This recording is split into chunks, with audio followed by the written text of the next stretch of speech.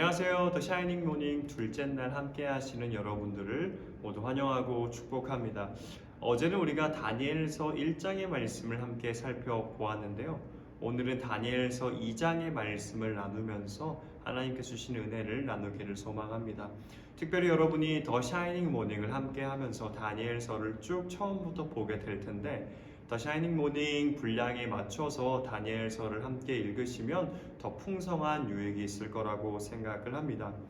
오늘 함께 볼 말씀은 다니엘서 2장 17절에서 19절까지의 말씀입니다.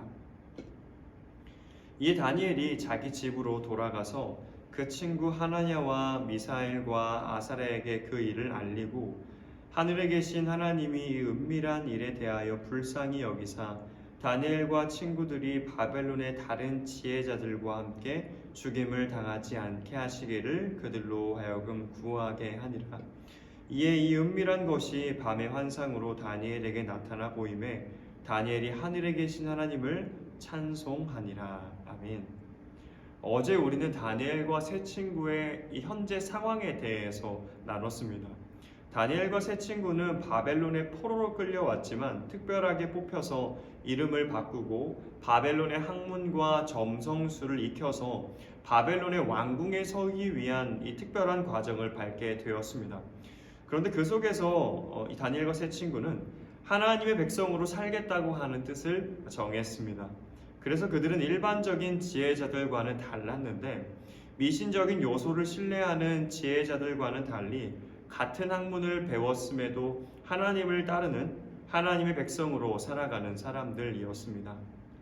다니엘서 2장에 나타난 사건은 이어진 사건이 이렇습니다.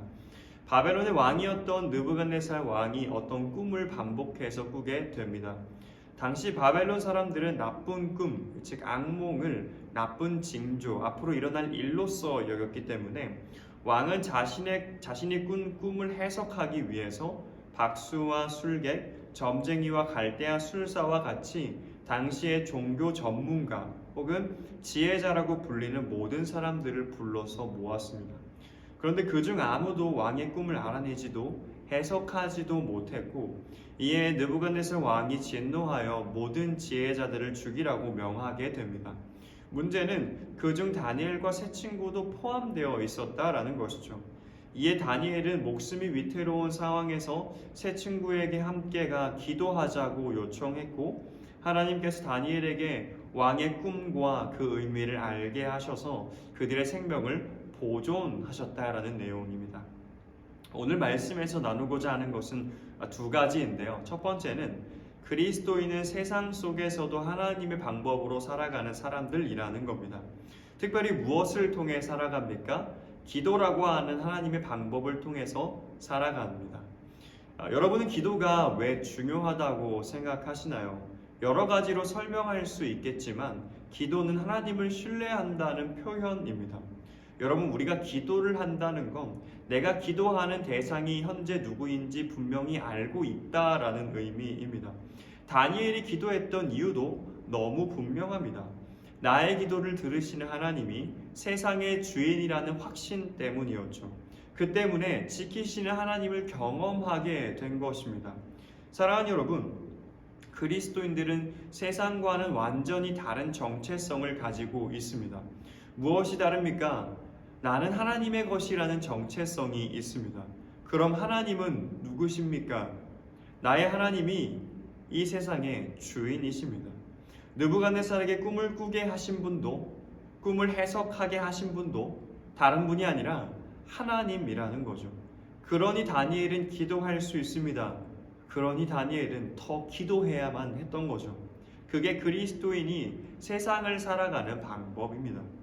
우리는 어쩌면 이 사실을 잊고 살아갈 때가 많이 있는 것 같습니다. 하나님이 세상의 주인이시라는 걸 우리는 머리로는 알고 있지만 너무 자주 내 힘으로 살아가려고 할 때가 많이 있다는 거죠. 그러나 여러분, 하나님이 주인이신 이 세상 가운데서는 하나님께 뜻을 구해야 살아갈 수 있는 것입니다. 사랑하는 여러분, 우리가 그렇게 하나님의 뜻을 구하며 하나님의 방법을 선택하며 살아가는 그리스도인이 되기를 간절히 소망합니다. 여러분, 그래서 그리스도인은 소망이 있기도 합니다. 하나님이 주인이신 세상 가운데 하나님께 뜻을 구하며 살아가는 사람들이기 때문이죠. 여러분, 그러니 우리 모두가 하나님께 뜻을 구하는 자들이 되기를 간절히 소망합니다. 두 번째는 그리스도인은 혼자가 아니라 하나님께서 함께하도록 하신 사람들과 세상을 살아가는 사람들입니다. 다니엘은 자신의 생명이 달린 절체절명의 위기 속에 혼자만의 힘으로 이겨내지는 않습니다. 다니엘은 자신의 친구들, 즉 하나님께서 함께하도록 하신 자신의 믿음의 사람들과 함께 기도합니다. 여러분, 하나님이 우리를 교회를 통해 만나게 하신 이유가 무엇일까요? 저와 여러분은 교회를 통해 만났습니다.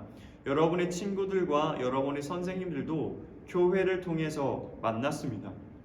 여러분, 교회가 세워진 여러 가지 이유를 설명할 수 있겠지만 저와 여러분이 걸어가는 믿음의 길은 혼자 걸어갈 수 있는 길이 아니라 함께 걸어가야만 하는 길이기 때문이죠. 그래서 교회를 우리에게 선물로 주신 겁니다. 여러분, 때로 세상에서 내가 그리스도인으로 살아가다 보면 외로울 때가 있고 마치 내가 혼자 걸어가는 것처럼 느껴질 때도 있습니다. 그런데 하나님께서 허락하신 사람들을 볼 때에 하나님을 발견하게 되기도 한다는 거죠. 공동체를 통해 하나님이 나와 우리와 함께 하신다는 것을 깨닫게 됩니다. 사랑하는 여러분, 어쩌면 교회 공동체에 더 깊이 들어가 교제하는 게 불필요하다는 생각이 들기도 하고요.